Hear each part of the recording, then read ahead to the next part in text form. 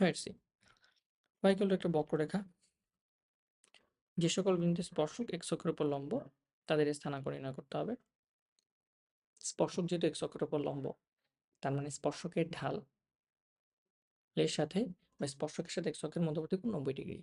তার মানে ঢাল যদি বের করি tan 90 ডিগ্রি, tan 90 ডিগ্রি মান অসংজ্ঞায়িত, মানে সামথিং বাই 0, এবং ঢাল বের করা আমরা জানি ইকুয়েশন থেকে dy by dx something by 0। তাহলে এখান থেকে লেখা যায় প্রশ্ন মতে dx by dy equal to কত, 0। ওইটাই করবো। তাহলে ইকুয়েশনকে আমরা আংশিক অন্তরীকরণ করি। dy by dx x square equal 2x, root over x কে করলে আমরা জানি সূত্র হচ্ছে 1/2 root x, আর ভেতরটাকে আবার করা লাগবে কারণ এটা x ছিল না। সো ভেতরটাকে ডিফারেন্সিয়েট করলে মাইনাস এক্স স্কোয়ারকে করলে -2x।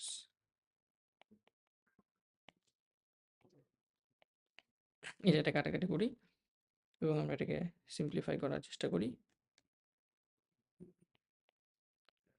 লসাগু করি। রুট ওভার 1 মাইনাস এক্স স্কোয়ারকে করলে এখানে কত হবে, 2x root over 1 minus X square,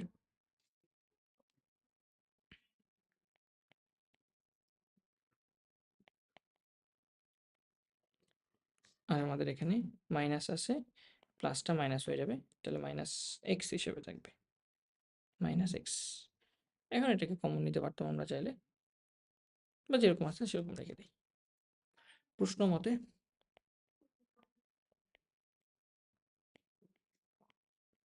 dx by dy এটার মান হচ্ছে 0।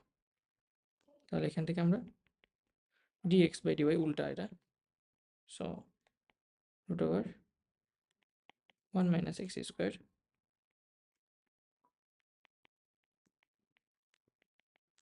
আর গুণ করে root over 1 minus X square মান 0, স্কোয়ার করি 1 মাইনাস এক্স স্কোয়ার, তাহলে এক্স স্কোয়ারের মান আসে 1, তার মানে এক্স এর মান আসবে প্লাস মাইনাস 1। তাহলে এক্স এর মান যদি প্লাস মাইনাস 1 হয় তাহলে ওয়াই এর মান কত, এক্স ইকুয়াল যদি প্লাস মাইনাস 1 হয়, দেন আমাদের যে ওয়াই এর মান সেটা বের করি। ওয়াই ইকুয়াল টু কত হবে, plus minus 1 square plus root over 1 minus plus minus 1 square.